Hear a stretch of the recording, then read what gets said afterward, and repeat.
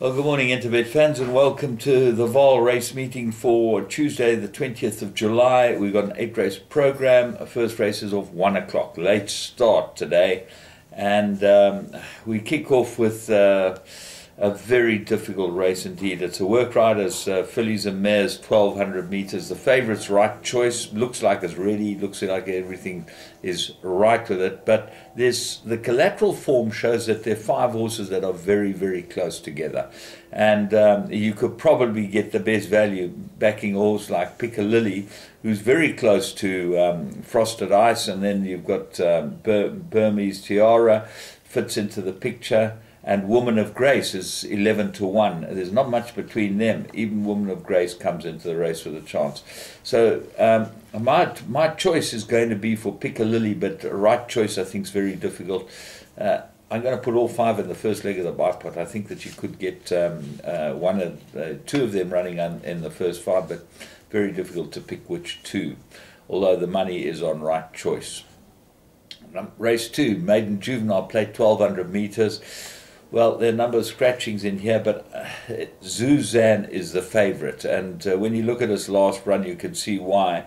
It really ran a pretty good race and got to go very well here. But funny enough, the other gelding by Admiral Kitten in the race is Sicilian Tiger. So 2 Admiral Kittens, who's a new first season sire, and he didn't get a big book, has got the favourite and second favourite in here, and I'm going for Sicilian Tiger. It's had the 2 runs, gets Gavin Loreen. I think that's a big jockey plus and should go really well. But there are a couple of 100 other interesting horses here. Troopit needed his last run, maybe. Wave Warrior, have a very close look at this. This wasn't ridden out last time and got to improve. And then Meteoric, 3rd run after a rest, so all of them come into the picture. But I think Sicilian Tiger might be the answer here. Race 3, a Maiden Juvenile Plate, fillies, 1,200 meters, and a couple of decent ones here too. Wings of Nike, 2 very good runs, 2 starts, 2 very good runs. Gavin Lorena gets a ride on her again, and she should be very hard to beat. Mike's Chick, the first timer of Mike de Cox, named after him. Maybe it's named after those chickens that run around his stables in Dubai. Mike's Chick. And Keegan DeMello flies to Joburg to ride this. Now remember, he's engaged to the stable, to Kaya Stable, so he flies to Joburg to ride this horse. It's quite interesting to see that. Coral Dawn, 3 good runs. Code Zero didn't run a bad first race. So Mike's Chick is very interesting because for a jockey, Durban jockey, to go to Joburg to ride a horse means that she must have some ability. Race 4, Maiden Plate, 1,200 meters, and it's very hard to look past Super Excited here. Very, very good first run, cracking first run. No real support, but really ran well. So what are the dangers? Well, you have to think one of the first timers is a danger. Eagle Strike, Alec Laird's horse gets Oxoli. It would have someone else on if it was strongly fancied. And Soweto Spinner, there's been talk about this all the way through the week, and Gavin Lorena jumps on this for Candace Dawson. So maybe that's the answer, but I think put the 2 in, Soweto Spinner and Super Excited, in the first leg of the jackpot. If Soweto Spinner wins, you double up. Or second leg of the jackpot at least. Race 5, classified, 1,000 meters. Well, the scratching of Up Close and Personal, and we'll talk about that because Sean Terry's got 2 horses scratched today that are carded to run tomorrow in Durban. Quite interesting that he was given permission to scratch, because in my day there's no chance you could have got permission to scratch. Wherever you nominated first, that's where you ran. So obviously the stripes are getting quite easy as far as this is concerned, or they've changed the rules. So what is the winner? Well, it's the most difficult race. I think Voraglow will run well. It's got pace, and I've been following it. Green Hill, another one I've been following. They put the blinkers on. I think that's a big plus, because she does run on very well over the 1,000 meters. Here, the Trumpet won a good race last time, but Florence from the Binder stable with Jacobs aboard it, well, very hard to go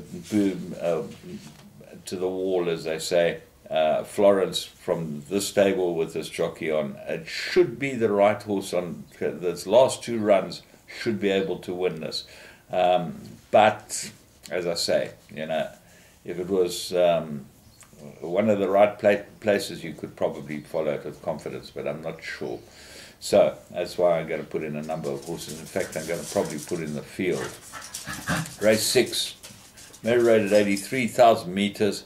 Very interesting race. I think Emerald Crest is the right horse. Runs on pretty well, been prepped for this race. And when you look at these race 6 and race 7, you can see why the programming is rubbish. You can't put on 2 of these races, an 83 and 100 over 1,000 meters, and you're not going to get fields of more than 6 or 7 runners. Well, you've got 6 runners and 6 runners. So well done, programmer. Well done to whoever's doing this.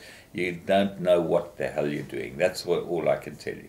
Deep Thought, big problem. Who knows how good this is? But what I like about Paul Peter is he says the first run for them, but working well. So if it's working well, you would think that there's obviously got some ability, and I think it might be the danger to Emerald Crest. So those are the 2 for me. Winter Watch, improved, but on the True Charm form, you've got to be with Emerald Crest. Miracle Wonder, the blinkers come off it. That was his bad run last time, so maybe the blinkers didn't suit her. Right. Race 7, merit rated 1,000 fillies and mares, 1,000 meters. Well, despite it being a 6-horse field, it's very competitive. Looks like Anna Capri Rapid Fire, but then start looking at the rest. Blinkers on course and distance, Dancing Queen. Before the Dawn runs on, she's got to have a chance. 008 on her best form, she's coming down in the merit ratings, and on her best form, she'd be a definite runner. And Glotoria gets the 4 kilo. Well, she only gets 3 off because Zola Jacobs can't get the whole 4 off. But she's got to have a chance too. Certainly the 1,000 suits her. So, of all of those 6 runners, I think Rapid Fire looks the right horse, and the betting shows it to be the right horse. Race 8, classified 1,400. I like the horse here. I liked it strongly, Trattoria. But I see another one, Scratch Stipes Permission from the Tarry Yard, and I think we'll be taking its chances down in Durban tomorrow. So we'll have a close look at that tomorrow when we're studying the form. But I'd already had a bet anti-post at 8-1. I thought this was a very good price about this Pomodoro filly. Then between St. John Gray, he holds key, and Paul Peter. Well, the interesting thing with Paul Peter is that Bella Belize improved last run. Midnight Badger ran 2 very good races for the stable coming from Cape Town, and then they put the blinkers go back on it. The blinkers came off it last time. It was 9-2 second favourite. Now the blinkers go back on it. There was tremendous money for it the time before when it ended up running second. So there's obviously something there. Midnight Badger might be the right one. St. John Gray, well, you can pay your money and take your chances. You never know with him. Al Romanacci does look like the business. Klink's riding a lot of winners for him. The improver in the race might be Fantasy Flower. All in all, extremely difficult. So it's one of those cards. You're going to have to dissect it and look for a couple of horses that look like really good value. The place all to come arrived. The each way all to come. Well, they all ran a place yesterday. Arrived 20-1 place all to come. It was fantastic. Let's go today and see what we can find. They look like there are a couple there that should be able to help you get involved with the money. From me, James Goodman, and Interbet. Remember, get on the Vegas games.